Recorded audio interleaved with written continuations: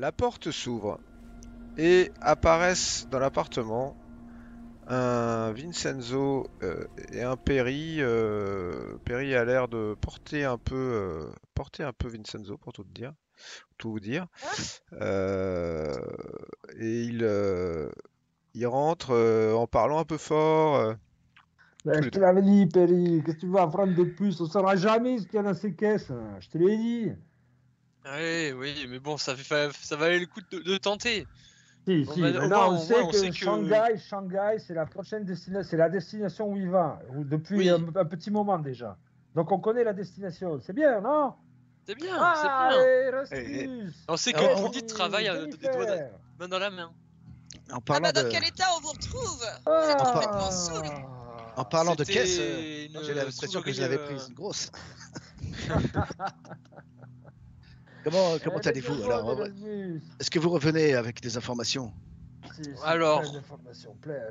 peu pour tout l'alcool qui a été dépensé, Ah, non, mais non, des non. informations quand même. Ah, J'ai gagné aux fléchettes. vous avez joint le plaisir à l'agréable, comment dire, l'utile à l'agréable. Un peu. Fléchettes. Non, Vous avez pu voir ce qu'on capitaine? sait, oui, Torvak travaille pour Pounit. Et c'est Pounit qui a un contrat avec Gavigan. Oui, ça, nous le savions déjà. Oui. Torvak. Torvak. Oh là là. Ah. Oh, Torvak. désespoir. Non mais non, Pounit et Torvak, c'est débile. ah, c'est de là. Bref, quoi qu'il en soit, Torvak ne sait absolument pas ce qu'il y a dans ses caisses et ça fait un moment qu'il fait des allers-retours entre Londres et Shanghai pour déposer des caisses. Shanghai. Shanghai. Ça c'est intéressant, Shanghai. Et Mais donc, pas les lequel. caisses Ouais. arrivent de la fondation Penyu Oui. Et et vont à Shanghai. elles vont à Shanghai. Très rarement. Rarement de ce que j'ai compris. Ouais. Non, apparemment quelque chose. Peut-être qu'un autre bateau amène des choses à la fondation Penyu. Ah, le même Oui, bateau, d'autre Torvak part. qui nous l'a dit. Non, d'autre non, part, Torvak. non, puisque Ouais. lui, il fait que.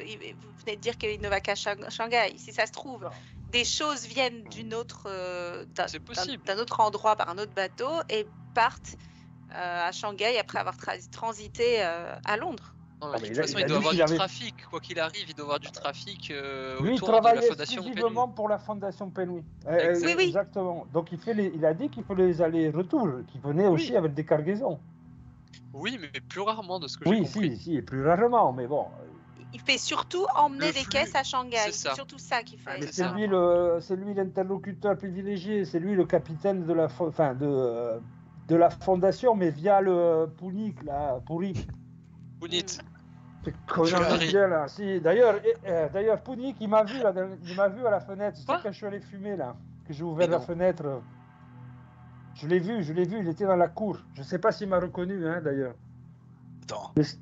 Oui, Pounik, là, l'Indien avec le turban blanc, là, tout Oui, en je vois blanc, très bien qui indien. c'est, mais Oui, Ah, c'est ben lui que si, tu as vu ben, par la fenêtre? Je l'ai vu par la fenêtre, quand j'ai ouvert la fenêtre. Pas simplement pour fumer, hein, effectivement, Mais- pour essayer. Hein. Bon. Pardonne-moi, Erasmus, quand tu as dit que tu t'étais entretenu avec le secrétaire de Gavigan, est-ce que le secrétaire savait que tu étais lié à Vincenzo, Betty et Perry? Non, je ne pas crois pas, spécialement, mais ils nous ont vu tout Oui, de même parce que- converser, les gardes, je crois. Ils nous ont vu converser, encore que je ne suis pas certain que nous ayons eu des échanges, Betty, Vincenzo. Si Non, cet non, Indien non. fait le lien entre toi et Vincenzo, vous allez être vite démasqués. Ah, nous Eh sommes oui. tous morts. Mais non. Attendez, en tout cas, je constate un nouveau lien qui nous ramène au trajet qu'a suivi Elias Jackson. Ce bateau va à Shanghai, Oui. c'est une destination vers laquelle nous nous Exactement. rendrons tôt ou tard. Exactement, nous avons plusieurs informations sur Shanghai. Et voilà pourquoi je me méfie tant de Gavigan et de cette fondation. Quoi qu'il en soit, c'est l'étape charnière. Comme l'a très bien dit Betty, ces caisses arrivent à la fondation et repartent vers Shanghai. Donc, par rapport au sous-sol que tu mentionnais tout à l'heure, Erasmus, il faut absolument que l'on arrive à aller les visiter. Oui, Et- bah alors attendez. Qui dit sous-sol dit peut-être accès par l'extérieur de toute façon. On n'est pas obligé de passer par les fameux soupirails à l'intérieur même de la fondation. Je crois qu'il n'y a Il pas faudrait d'accès possible. Peut-être tourner autour pour voir s'il n'y a pas une trappe ou Non, une je crois porte pas. légèrement dissimulée ou Mais codée. Ou... Erasmus, tu allais voir les plans d'ailleurs. Oui, j'étais voir les plans. J'ai constaté qu'il n'y avait aucun tunnel ou quoi que ce soit qui donnait accès au sous-sol. Mais encore une fois, tout cela peut être gardé secret. Mais si nous avons, Vincenzo et moi, fait cette tentative de déverrouiller une fenêtre dans l'idée peut-être d'aller visiter cette fondation de nuit, peut-être que c'est le seul moyen d'y accéder. Mais nous avons cette autre stratégie de rencontrer Gavigan lui-même finalement. Mais tout ça est très confus. Nous devons discuter de notre approche. Erasmus, Gavigan ne t'emmènera pas faire une visite guidée de ses sous-sols. Les deux choses sont indépendantes. Rencontre Gavigan. D'ailleurs, Perry et Vincenzo, j'ai bien l'intention de le rencontrer aussi avec une autre stratégie, en me présentant comme une amie d'Erika pour essayer d'en savoir plus directement avec des questions franches sur l'expédition Carlyle. Et par ailleurs, essayons d'accéder en douce au sous-sol. Comme ça, on saura ce qu'il nous cache. Non ? Alors concernant la deuxième approche, moi je suis aussi d'avis, il faut parler avec Gavigan de Carlyle. Ah, merci Perry. Ou alors trouver une autre... Oui. C'est assez rare. Ou alors trouver une autre manière de accéder aux informations sur Carlyle. N'oublions pas que nous sommes avant tout ici pour récupérer des informations sur cette expédition. Et alors quelle serait cette autre manière d'avoir ces observations? Est-ce que vous pensez vraiment que Gavigan va nous donner les informations qu'on cherche sur l'expédition Carlyle? Et voilà, exactement. Et il va nous donner des plans d'informations, mais absolument pas celles qu'on cherche. Où étais-tu d'ailleurs, Jennifer? Mais je vous ai laissé une lettre. Si, très jolie, bien écrite, mais bon... Tu m'as bien dit que vous aviez eu ma lettre. Bien sûr, oui, absolument. Il faut que tu nous racontes. Mais raconte-nous, on sait... ton voyage. Oui, désolé les amis, j'aurais voulu vous emmener avec moi, mais comme je vous le disais dans la lettre, certaines choses doivent être faites seules. Et écoutez, c'était extraordinaire. Je me suis échappée avant-hier matin, j'ai pris le train et pendant près d'1 heure et demie, j'ai traversé des landes noires et enneigées qui étaient à la fois comme un... Je voyais tous ces paysages incroyables défiler et ce retour chez moi, ce défilé de paysages était comme une lente remontée dans le temps et introspection dans mon âme. Et tu as trouvé ce que tu cherchais là-bas, Jennifer? Écoute, je vais tout vous raconter. Soyez patient parce que ce voyage pour moi c'est quelque chose de très émouvant et c'est vrai que si je n'ai pas pu vous emmener avec moi, j'ai vraiment envie de vous partager ce que j'ai ressenti. C'était fou. J'ai senti petit à petit que je plongeais dans un état second en regardant ce paysage défiler et arrivé à la gare, incroyable. C'est comme si le temps s'était arrêté.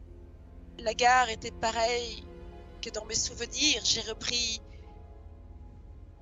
j'étais encore loin de chez moi. Il faut encore plus d'1 heure avec un cocher, avec une calèche pour rejoindre le manoir. Et pareil, dans le chaos du trot des chevaux, me sentant ballottée dans cette calèche, tout se bousculait dans ma tête et je sentais que je redevenais cet enfant qui avait vécu au manoir, cette jeune fille un peu perdue et en même temps joyeuse, insouciante, qui se posait tant de questions. Et alors, je suis arrivée. Et il était là, le manoir Smallwood, immobile dans ce paysage hivernal. Il était le reflet d'une vie passée qui me bouleverse encore aujourd'hui. Il était ce beau manoir victorien qui est dans ma famille depuis des générations. Il me renvoyait à toute l'histoire de ma famille. Je suis restée là à l'observer. Et j'ai secoué la tête parce que juste à gauche du manoir, j'ai tout de suite vu la serre. Vous savez, la serre où mon père aurait soi-disant laissé quelque chose à mon intention. Et le mystère de cette fleur qui porte mon nom, qu'il aurait inventé pour moi, m'a tout de suite ramené à la réalité. Alors j'ai marché résolument vers la porte. Je suis entrée et là il y avait Valérie. Ah, c'était vraiment chouette. J'étais vraiment heureuse de retrouver ma sœur. C'était un très bon moment. Tout de suite, nous sommes retrouvés comme jadis. Heureuses, le manoir résonnant à nouveau de nos rires, alors, avec une envie forte de partager tout ce que nous avions en commun et tout en discutant, j'allais entraîner vers ma chambre. J'avais hâte de retrouver mes objets d'enfant, mes objets de jeune fille, mais une fois de plus, je me suis figée dans les escaliers parce que là, il y avait le portrait de mes parents. Ils avaient l'air tellement jeunes, ils étaient tellement beaux. Ils avaient l'air amoureux. Mais tout de suite, ce qui m'a interpellée, c'est l'expression lointaine de mon père. Oui, décidément, cet homme appartenait à plusieurs dimensions. Il avait ce regard porté vers quelque chose que nous, on ne pouvait voir. Il avait l'air absent. Et ma mère, elle, tendrement enlacée, ne semblait pas pouvoir le retenir. C'était troublant, c'était émouvant. J'ai secoué la tête, je suis repartie vers ma chambre avec ma sœur. Et là, j'ai retrouvé Monsieur Chopper, mon nounours, mais bon, pour moi, c'était quelque chose. Et j'ai ouvert les placards et j'ai déballé tout ce qui était à moi jadis. C'était dingue, c'était touchant. Là. Donc l'objet précieux, enfin la chose précieuse que ton père avait laissée dans la serre, c'était ta sœur finalement, c'était cette retrouvaille-là. Non, alors ça c'est... Excusez-moi, je me laisse aller à revivre ce voyage qui m'a tellement bouleversée, mais je vous y emmène dans la serre parce qu'en effet, Valérie, j'étais tellement émoustillée par les retrouvailles avec tous mes anciens objets, mes anciens jeux, mes anciennes robes et parures que ma sœur amusée a fini par me dire: écoute ma chérie, je suis toute seule à reprendre les rênes du manoir, si nous voulons manger ce soir je dois aller en cuisine. Et donc moi j'en ai vite profité pour aller faire un tour à la serre. Il est vrai que je ne lui en avais pas parlé, je ne lui avais pas dit tout ce que je recherchais parce que vous savez, des fois elle est un peu réticente par rapport à tout ça. Alors j'ai profité de l'absence de Valérie pour me rendre à la serre. Et là, j'ai découvert la serre dans un état lamentable. Les vitres avaient été brisées, la neige avait recouvert les différentes plantations, tout était mort, tout était abandonné. Et ce sentiment d'abandon, il m'a transi jusqu'aux os. Je me suis sentie aussi tellement seule, tellement mélancolique. Et c'est alors que vous le croiriez, peut-être pas, mais l'air a semblé agité comme par une étrange vibration. Je suis presque sûre qu'il se passait quelque chose, mais je n'arrivais pas à comprendre. Oui, bizarrement, l'ambiance avait tout à coup pris une texture différente, comme traversée par une énergie.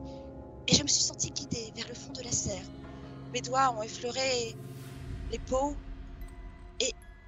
Et là, je suis tombée sur un panneau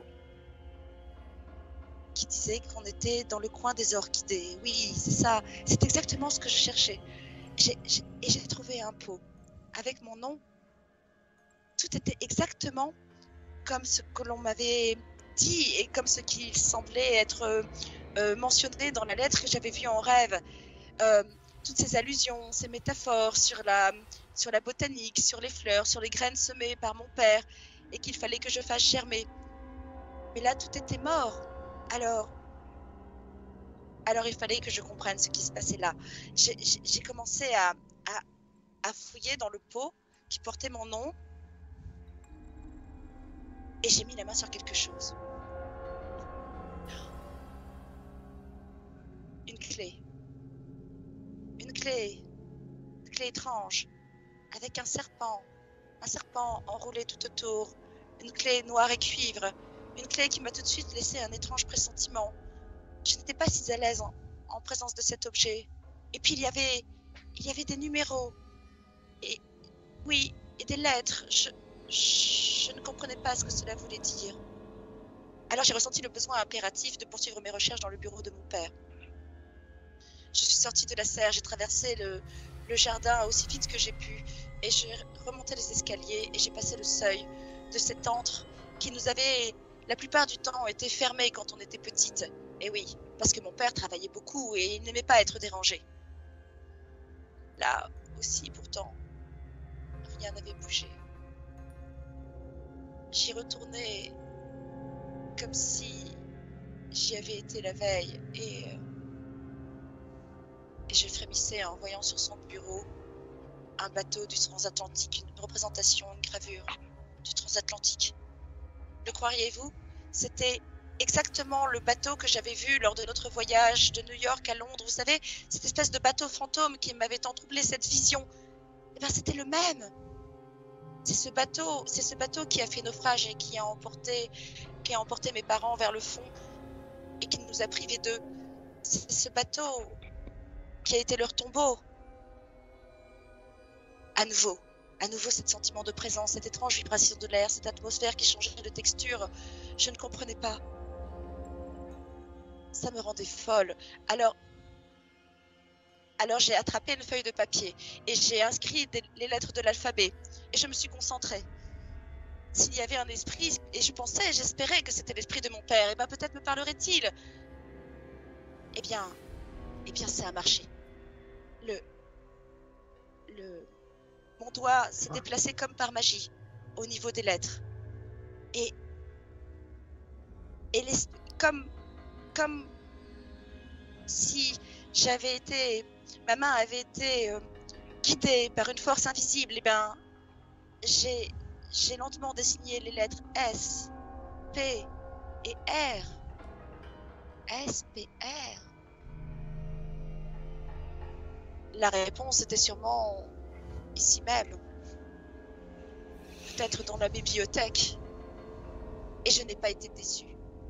Parce qu'en regardant attentivement les livres qui m'entouraient, eh bien j'ai retrouvé un manuscrit estampillé SPR.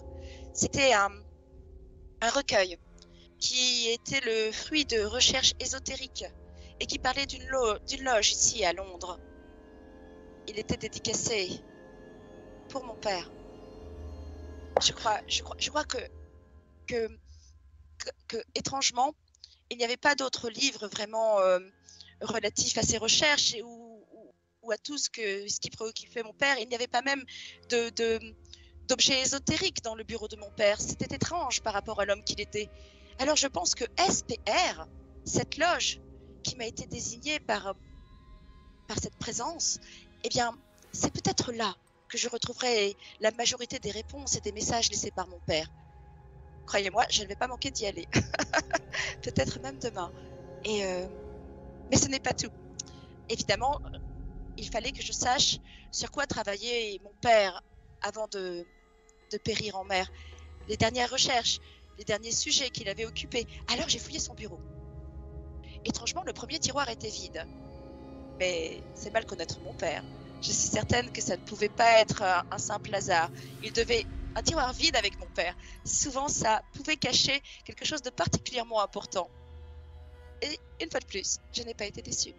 J'ai bien examiné le tiroir et il avait un double fond.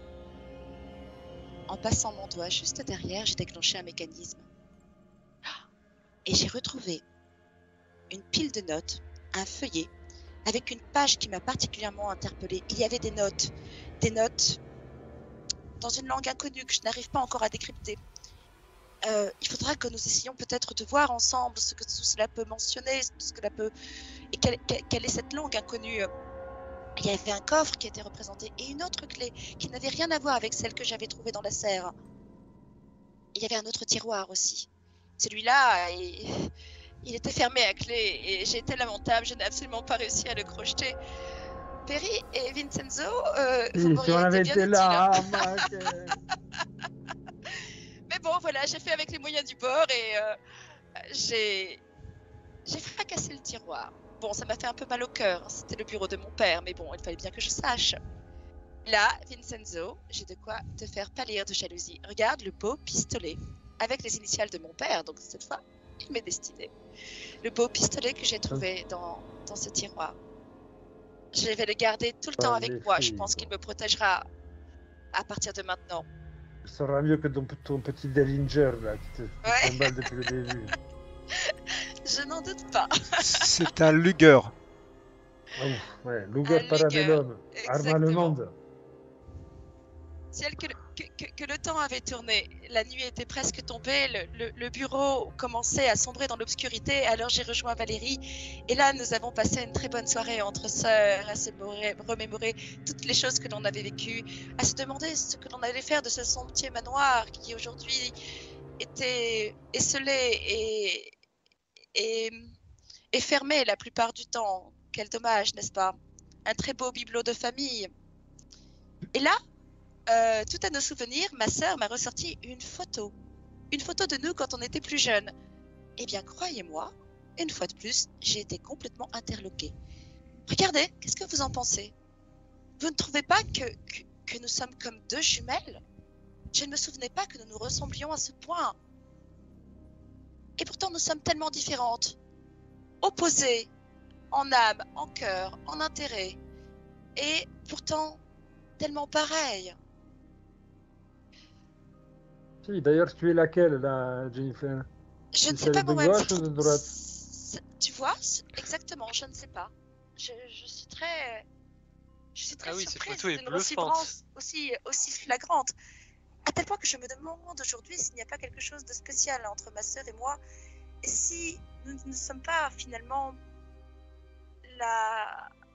deux faces d'une même médaille, ou la solution à une énigme qui préoccupait mon père et dont nous serions toutes les deux une partie du puzzle. Voilà. Vous voyez comme nous sommes liés sur cette photo en plus. Oui. Quand je suis allée me coucher, j'étais bien préoccupée par tout cela, mais j'ai quand même très bien dormi dans mon lit de jeune fille, dans mon lit d'enfant, et quand je me suis réveillée, il y avait à nouveau cette présence. Il y avait un rayon de soleil qui baignait ma chambre. Et vous savez comment je suis le matin, hein? Je suis frigorifiée. Alors, j'ai embrassé ce rayon de soleil, j'ai fait mon rituel à Yig, et là, j'ai su que pour la première fois, j'étais complètement alignée et que Yig était en moi.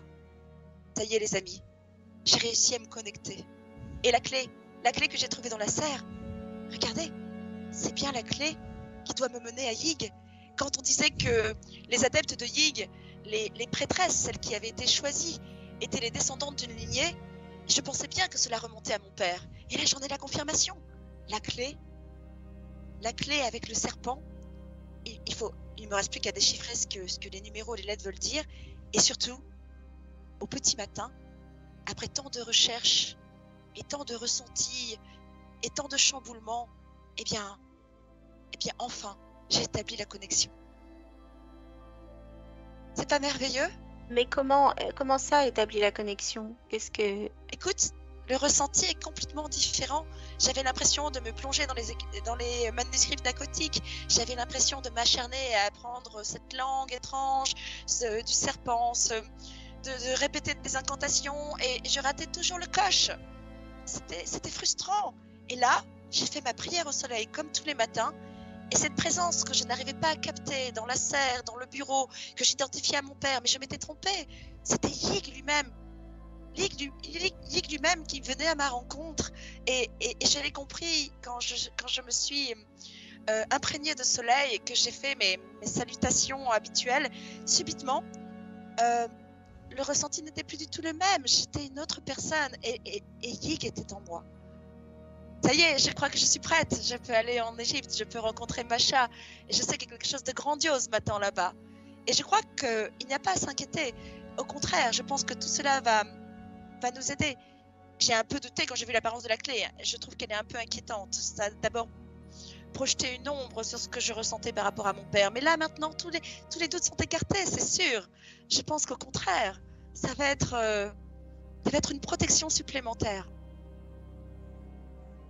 Moi, je veux que te croire. Hein. Bien sûr, mais pour le moment, Yig ne semble pas être un de nos ennemis et semble pas être non plus l'allié de Nyarlathotep. Donc, oui, mais imaginez finalement que nous ayons un choix à faire entre finalement cette protection de Yig et cette protection à travers ce rituel sanglant que nous avions à faire. Si nous avions un choix à faire, lequel faire? Il n'y a pas de choix à Je faire. vois pas le il n'y a rapport. pas de choix à faire. Le je vois pas rituel de choix n'a à rien faire. à voir avec Nodens. Exactement, il n'y a aucun rapport entre l'un et l'autre en fait. Il n'y a Donc, pas de. C'est pas l'un Jennifer- ou l'autre. Et puis Yig ne nous a pas choisi à nous. Yig ne te protégera pas, Erasmus ne me protégera pas, non, ne protégera pas absolument pas. Kenzo ou Betty. Yig est là seulement pour Jennifer et il n'est d'ailleurs pas là pour nous. Personne ne l'a vu, personne n'a entendu parler. Enfin, il n'a pas contacté aucun de nous. Seulement Jennifer. Et donc nous ne prêtons allégeance à aucun dieu non plus. Ce très très beau récit de Jennifer vous a amené à 21h40 presque. Vous êtes un peu quand même pris par le récit de Jennifer. Oui. C'est surtout, évidemment, pour résumer simplement, tu as cette clé, une forme de serpent avec des numéros dessus, tu as un petit coffre avec une autre clé, et tu as des notes. C'est un dessin. Non, ça c'est un feuillet, c'est des notes de mon père, et il y a cette langue inconnue aussi qu'il a griffonnée, hein. Je pense que c'est son écriture. D'accord. Et Jennifer, juste ce petit feuillet, il y a... donc c'est SPR, c'est ça? Alors non, SPR c'est le livre. Ah oui, il y a le livre aussi. Non, de cette, il est dédicacé par qui et à qui? À toi? Par ton père? Non, à son père. À ton père par qui? Par un dirigeant de la loge. Il y a deux choses, Jennifer, qui sont que tu as omis de dire, mais je vais te les rappeler parce que tu avais beaucoup de choses à te rappeler. C'est que tu sais ce que veut dire SPR. C'est Society for Psychical Research. Oui, c'est ça. Exactement. Que ce n'est pas une loge, c'est une fondation. Et qu'il y a l'adresse de cette fondation à Londres, dans le quartier de Kensington, qui se trouve imprimée à l'intérieur du recueil. Que ce recueil est un recueil qui parle d'occultisme, de paranormal. Et qu'il est dédicacé par Algernon Blackwood.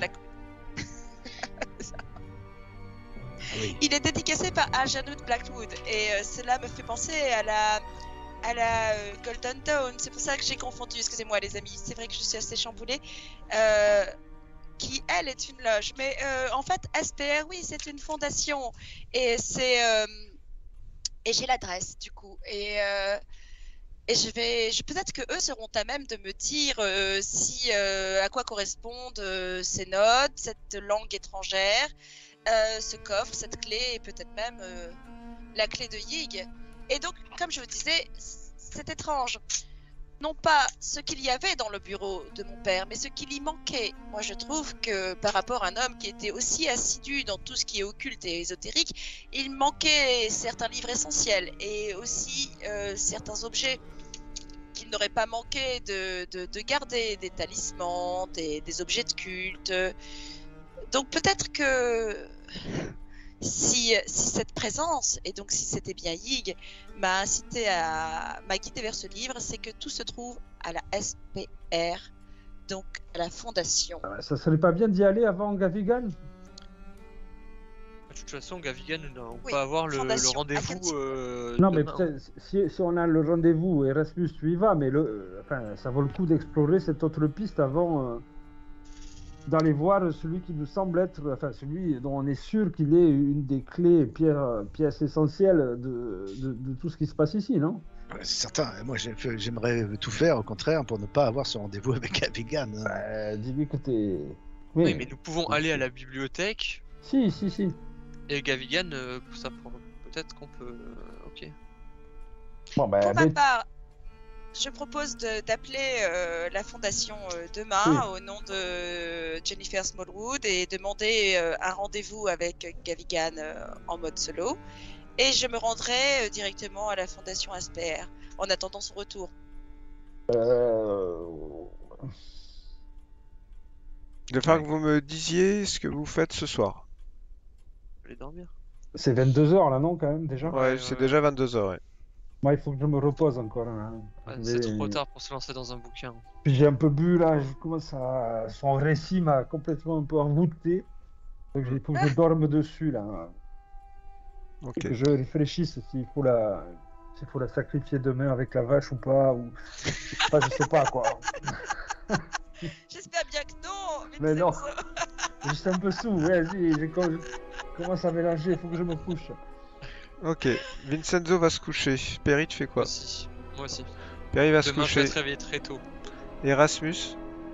Moi, je suis totalement fasciné par ce récit là que nous a fait Jennifer. Et j'aimerais discuter peut-être encore un peu avec elle, observer sa clé, jeter un œil sur ses notes, si tu le permets, avec toi, hein, simplement. Avec plaisir, Erasmus, je te demande qu'à en parler. Mais oui. Moi, j'aimerais faire juste une chose avant de me coucher. J'aimerais comparer le langage inconnu de la note au langage inconnu que j'essaye d'apprendre pour mon rituel. Je voudrais juste comparer. Alors, tu ne penses pas du tout que c'est la même chose. D'accord. Okay. Parce que tu l'as lu, par contre, tu peux me faire un jet de mythe. Un jet de mythe. Ok, non, bah ça te dit rien du tout. D'accord. Bah je vais me coucher. Ok. Bon bah si c'est ça. Si c'est ça, je vais me coucher. Erasmus. Crois-tu que tout cela nous ramène à ce que nous vivons tous et la route que nous poursuivons, le chemin que nous suivons d'Elias? Crois-tu que c'est juste une quête personnelle? J'ai du mal à rattacher un petit peu tout ça. Je n'ai pas toutes les réponses, Erasmus. Je sais juste que mon père poursuivait une quête que je commence à peine à décrypter et que peut-être lui-même avait remarqué qu'il y avait une espèce de morbidité et de chaos, de fléau qui commençait à ronger le monde, et que si sa quête était si impérative et s'il a malencontreusement péri en mer, c'est certainement que ce fléau a eu sa peau et que lui-même a touché des choses dangereuses. Alors oui, bien sûr que la quête est personnelle, mais peut-être pas tout à fait étrangère à ce que nous poursuivons de notre côté. Et j'ai bien l'impression que dans ce que nous faisons, eh bien, différentes divinités risquent tôt ou tard d'être impliquées, car si leur volonté nous est étrangère, car nous ne sommes qu'humains, eh bien, je pense que les dieux, eux, ont leur raison propre et qu'ils se disputent la dimension à laquelle nous appartenons. Et c'est pour ça qu'ils se manifestent dans nos esprits, comme le mien ou comme celui de Betty, qui cherche à prendre possession de nos pensées, à diriger nos actes. Et peut-être qu'un dieu plus positif qu'un autre, ou dont les aspirations correspondraient davantage aux nôtres, eh bien, aurait la possibilité, le moment venu, de prendre le dessus sur Nyarlathotep et de nous apporter une force non négligeable. Qu'en penses-tu ? Oui, je suis d'accord. Et justement, ça me repose cette question sur cette aide apportée par un dieu, quelque chose qui nous protégerait du Nyarlathotep. Moi, je t'avoue que si nous pouvions éviter, encore une fois, tu le sais, que je suis très sceptique sur ce sacrifice, mais je n'y reviendrai pas. Ce que je veux dire, c'est que je pense s'il y a un lien à ce moment-là, le seul que je vois, c'est Elgar'non Blackwood. S'il a dédicacé cet ouvrage, je crois, pour ton père, il le connaissait bien. Il nous faudra peut-être le revoir le moment venu et de creuser un peu plus dans notre discussion sur ce que faisait véritablement la Golden Dawn, ce que fait SPR, cet institut de recherche psychique. Tu as raison, je n'avais pas pensé à confronter Blackwood au livre. Oui, je pense que je vais le faire. C'est-à-dire que c'est le seul lien que je vois finalement. Ouais. Et il faudra, oui, de toute manière maintenant, et ça je peux t'y aider si tu le souhaites, si tu es d'accord, lire toutes les notes de ton père et peut-être y trouver quelque chose que nous pourrons rattacher à notre quête. Mais bien entendu, Erasmus, toute aide est appréciable. Mais oui, faisons cela. Oui. Mais trouver qu'est-ce qu'ouvre cette clé mystérieuse en forme de serpent. Ah ça, j'ai hâte de le savoir. Bon, eh bien, nous en reparlerons le moment venu. Il faudra prendre le temps sur ces notes. Erasmus, je ne l'ai pas encore dit aux autres, mais tu es bien conscient que je ne prendrai pas part au rituel. Oui, bien sûr. Mais en tout cas, s'il devait y avoir une protection effective, tu en bénéficieras aussi malgré tout. Certes, mais je ne veux pas Peut-être. m'impliquer dans un rituel qui pour moi ne peut être qu'un lien avec des énergies négatives. Ce n'est pas ce qui m'a poussé vers à m'impliquer dans mes recherches ésotériques. Mon père, quoi qu'il en soit, m'a toujours intimé l'ordre de rester dans la lumière, car souvent on touche à des forces qui nous dépassent. Et le retour de bâton peut être, fatal. Tu sais que je suis d'accord avec ça. Et tu sais aussi que je ferai tout pour avancer dans notre quête, même s'il faut pas en passer par là. Quitte à brûler mon âme. D'accord, ça me perturbe, ça m'empêche de dormir. C'est quelque chose vraiment qui me terrorise. Ça va contre ma nature. Mais tu le feras. Je le ferai parce que nous n'avons pas le choix, je crois. Et toi maintenant, tu as peut-être l'idée aussi de pouvoir suivre un chemin de lumière et qui te protégera du chaos rampant. Mais nous, qui nous protégera? Eh bien, différents chemins sont possibles et à l'heure du choix, chacun est libre, tu le sais bien. Oui. Alors il me reste encore à le faire et définitivement, même si je me range du côté des autres sur ce rituel, je dois encore y réfléchir. Je te souhaite une bonne nuit. Nous en reparlerons. Nous y réfléchirons. Bonne nuit, Erasmus. Bonne nuit, Jennifer. Ok. Erasmus, tu vas donc te coucher.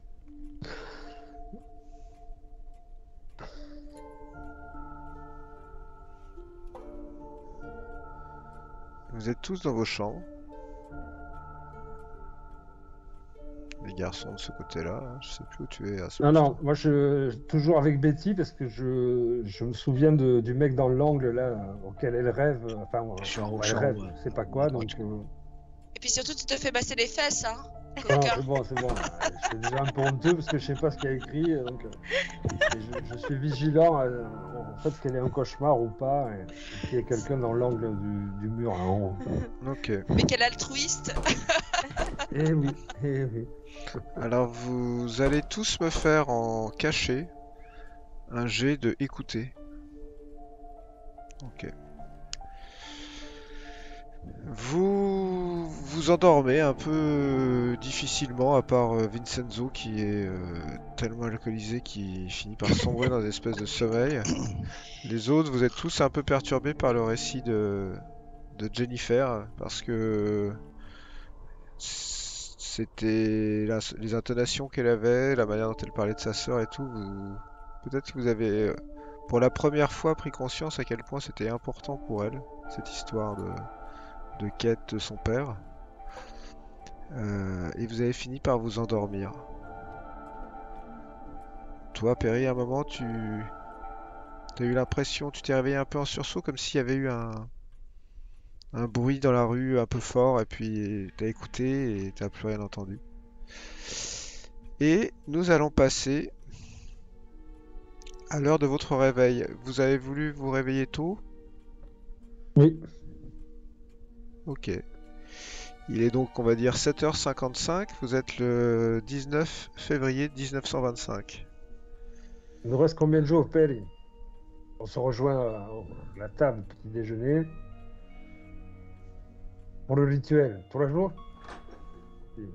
C'est dans 4 jours, c'est le 23. C'est le 23, oui. Ouais, 4 on est jours, pardon. dans 4 jours. Hein. C'est dans 4 jours.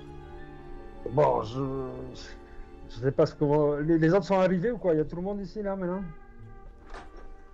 Il y a tout le monde autour de la table? Si. Vous êtes tous réveillés, en tout cas. Moi, je fais Bon. mon rituel. Hein. Absolument. Jennifer, tu te lèves ce matin et tu commences à prononcer les mots de ta salutation. Et immédiatement, dès que tu prononces les tout premiers mots, tu sens cette petite vibration dans l'air autour de toi. Et tu arrives à te visualiser dans ce contact que tu avais eu la veille. Tu arrives maintenant à y mettre une forme de conscience Et tu restes comme ça dans cet état pendant un certain temps, et quand tu finis par prononcer les derniers mots et que les vibrations s'arrêtent, en fait, t'es comme... t'as l'impression d'avoir dormi 16 heures là. Bonjour les amis, je suis en pleine forme ce matin. Et Vincenzo, et t'as une faim de la loup gueule aussi. de bois. Un peu, donne-moi des choses là. T'as pas un thé, quelque chose qui fait du bien, non? Un bon Ou café. un bon verre de whisky peut-être. Oh. Ah non, j'ai bu du mauvais whisky hier soir, qui est vraiment pas bon. Pour ma part, je vais prendre un pauvre bon café. Vincenzo. Oui, allez, café pour tout le monde. Moi, Jennifer, toi, ça serait plus quelque chose à te mettre dans l'estomac, toi. Mais moi, j'ai toujours une faim de loup le matin. Il nous reste des Serpent. steaks. Non. Ah, non, du steak, non. Ah, il y a quelques œufs Écoutez. encore, mais du bacon. Mais pas de steak, non. Ah, du bacon, c'est déjà bien. Bon, très bien. Ah. Qui veut des œufs? Eh, Vincenzo, Je te ça fais nous tout manque ça, tes je te fais œufs. tout ça. Je vais faire une petite, des petits œufs au bacon. Vous avez un room service, hein. Oui, Si, pour mais peut-être bon, faire on peut monter, cuisiner aussi, non? J'aime bien Non, cuisiner, non, moi. non, pas le Cuisiner. temps, pas le temps de On cuisiner. n'a pas le temps, on discute de ce qu'on va faire ce matin ou aujourd'hui, là. Donc, pendant qu'on discute, je cuisine. Si vous permettez, hein. Bien Ils sûr, vont aller Vincent. à la fondation Penou. Bon, alors. À la bibliothèque. Bibliothèque. La Très bien. Ouais. Oui, à la bibliothèque. Ensuite, de la ce que tu fondation. nous as raconté, Jennifer, il faut aussi quand même, même avant Gavigan, il faut aller à la SPR, la société. Oui, oui, oui. Avant. Je pense que je vais peut-être appeler Gavigan ou son secrétaire pour essayer d'avoir un rendez-vous cet après-midi avec lui et ce matin je vais aller à la SPR. Mais tu ne veux pas d'abord déchiffrer un peu toutes les notes de ton père? Il y a peut-être des choses Elle peut intéressantes. pas aller plus loin, non? Elle a dit qu'elle Des pouvait chiffres plus. et une langue incompréhensible. Moi j'en suis incapable. Erasmus, tu veux tenter ta chance? Et, j'ai jeté un œil dessus. Nico, est-ce que je comprends quelque chose de l'écriture, du langage, de ce qui est écrit sur les notes du père de Jennifer? Absolument rien. Rien. Ça Ah, te mais dit c'est un rien du truc tout. codé, ça ressemble à quelque chose de codé qu'il y avait pendant la guerre. Ça... Il y a Peut-être peut-être que que. c'est Blackwood qui a la façon de le décoder, mais. Alors, il est Ouais. peut-être temps de retourner le voir Ouais. plutôt, lui. Ben oui, On lui pourrait est commencer par Blackwood, puis la Blackwood SPR. et SPR. Et ensuite Gavigan. Pas tout de Oui, suite. je suis d'accord. Je suis Et pendant d'accord. ce temps, vous allez à À la bibliothèque. à la bibliothèque, parce que c'est sûr qu'il y a quelque chose à trouver là-bas, non? Avec Perry, je vais à la bibliothèque. Ouais, moi aussi, je vais à la Voilà, et bibliothèque. moi je vais aller Ouais. voir ces putains de Chinois qui m'ont écrit un truc là, je ne comprends pas là, ça m'énerve. Hein. Oui, à cause- J'aimerais beaucoup t'accompagner tout de même voir le gardien de Blackwood. Je ne vous l'ai jamais dit, mes amis, car c'est du passé et je n'ai jamais retrouvé une loge à laquelle je pourrais me greffer. Mais j'étais franc-maçon en Europe et j'ai l'habitude des clés de langage et des choses comme ça qui peuvent se dire entre gens de bonne société. Et c'est pour cela que des conversations avec Blackwood m'intéressent beaucoup et je Mhm. pense en tirer quelque chose. Peut-être que vous autres Oui, mais n'entendrez nous pas. dirons plus de toi dans une bibliothèque, Erasmus. Certes, certes. Plus que moi. Mais l'un n'empêche pas l'autre. Erasmus, nous rendrons à la bibliothèque après. C'est la journée est longue Oui, encore. oui, On est à oui, peine oui, 8 oui. heures du matin. Oui, faisons les choses les unes après les autres. Je pense qu'il nous faut nous concentrer sur Blackwood dans un premier temps. Nous irons faire ces recherches ensuite, Perry. Tu peux Mais- pas me diviser en deux, hélas. Mais Vous je pense pouvez que... commencer les recherches et C'est ça. ils vous On arrive. rejoignent, c'est tout, non? Oui, oui. Bon, alors, très bien. Et moi, de mon côté, je vais m'occuper de la vache là. Je veux être sûr d'avoir une vache pour le moment donné. Et on a Je- déjà Alors, regardé comment. On s'est Si, renseigné mais hein, faut déjà. si, mais il faut l'acheter et il faut la Non, mener, il fallait, il Oui, faut mais la voir. il fallait une Apparemment- foire à côté de Londres. Voilà, Si, en ben, fait, c'est ça. quand on Et tu va vas pas aller partir de à la Londres. campagne, c'est là qu'il faut la prendre. Et ce qu'il nous faut, c'est une Ce fourgonnette. week-end. C'est Ben, je vais louer intéressant. une fourgonnette. Ben oui, je vais Oui, louer c'est une ça. fourgonnette. En tout cas, par faire en exemple. sorte de la réserver pour pouvoir, Si, si, quand on si. va chez les fermiers chercher la vache, Voilà. avoir la fourgonnette. Voilà, ben je veux avoir la fourgonnette prête que je vais louer pour une semaine, quelque chose comme ça. Ok. Donc, vous êtes en 3 groupes. Il y a Ok. Jennifer et Erasmus qui vont chez Blackwood. Perry et Betty qui vont à la Fondation Peignou, en fait. Mhm. Et toi, tu pars plus ou moins pour essayer de trouver où louer un véhicule, Pour quoi. remettre. Ok. Voilà. Ok. Et ben, on va commencer par Perry et Betty. Donc, vous vous dirigez vers la fondation Peignou. Effectivement, sur le côté de la fondation, il y a un petit immeuble. Ici, là, qui sert, ce qui est juste à côté, en fait, les fenêtres qui étaient sur le côté de la galerie, ça donnait sur ça, en fait. Qui sert, en fait, pour les étudiants, les salles de préparation, j'ai envie de dire, préparation des expéditions, etc.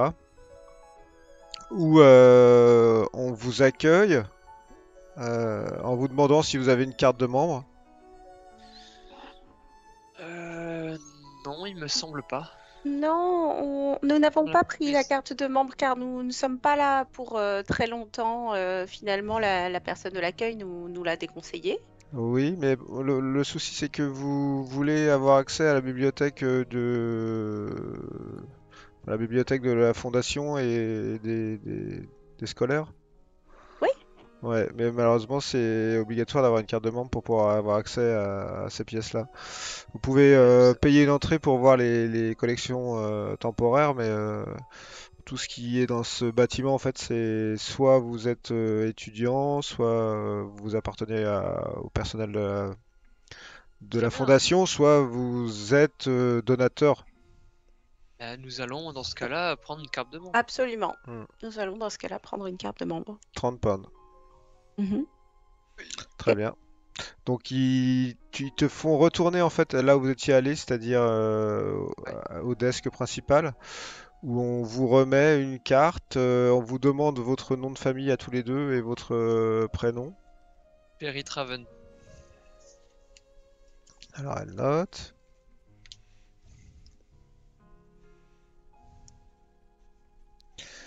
Perry Traven et mademoiselle Betty Ripley. Betty Ripley. Très bien. Alors, et il vous délivre à chacun une carte de membre de la Fondation Penio pour une durée de 1 an, avec laquelle vous pouvez retourner dans ce bâtiment. Là, Mhm. on vous laisse rentrer sans problème. Et toute l'avant du bâtiment est en fait composé principalement de salles de cours et de salles de préparation. Alors, c'est vraiment des pièces assez jolies au niveau architectural, mais sans grand intérêt, quoi. C'est des tables, c'est des étagères. Vous voyez qu'il y a des plans aussi, un peu de différentes zones en Égypte, principalement au Caire et dans les environs du Caire. Comme si bah, il y avait des scientifiques qui passaient et puis qui planifiaient leurs travaux, etc. Et puis sur un côté, il y a un côté plus éducationnel où vous comprenez que vous croisez quelques plus jeunes anglais de bonne famille qui ont l'air de suivre des cours comme dans n'importe quelle faculté. Sauf que c'est pas vraiment une faculté, c'est une fondation privée qui donne des cours en fait. Puis vous comprenez qu'il y a un truc aussi un peu. Ils appartiennent à un programme aussi qui donne des cours à des enfants qui normalement n'ont pas accès aux hautes écoles. Parce que en fait, C'est-à-dire des enfants pas défavorisés. on peut pas dire défavorisés, mais d'un niveau social qui leur permettrait pas, par exemple, d'aller au Oxford College ou Hmm. c'est-à-dire qu'en fait, vous comprenez assez rapidement que en Angleterre, les études, c'est pas les mêmes suivant ta naissance et si tu es le fils d'un lord, tu as des écoles qui te sont ouvertes, qui ne te seront jamais ouvertes si tu es le fils d'un prolétaire. Alors, il se trouve que là, visiblement, il y a des programmes qui sont un peu plus ouverts. D'ailleurs, il y a aussi beaucoup de femmes qui sont là et des gens de couleur. Et Betty, ça te surprend un peu parce que tu n'as pas l'habitude de ça aux États-Unis. En tout cas, d'une manière aussi simple, il y a des Indiens, il y a toutes sortes de nationalités qui sont là. Et donc ça, c'est l'avant du bâtiment. Et l'arrière du bâtiment, en fait, c'est effectivement une bibliothèque assez fournie, mais pas tant que ça, j'ai envie de dire. C'est pas, Par exemple, c'est beaucoup plus petit que la bibliothèque où vous avez fait vos recherches jusqu'à présent, hein, forcément. Mais ça a l'air d'être quand même assez spécialisé sur l'égyptologie, quoi. C'est-à-dire que les trois quarts des bouquins qui sont là, c'est soit des bouquins type sciences générales, archéologie, ethnologie, etc. Soit c'est égyptologie. Il n'y a pas d'archives. Non. Mais vous comprenez que c'est vraiment une bibliothèque qui est là pour les étudiants. Et vous me faites un petit jet de trouver objet caché.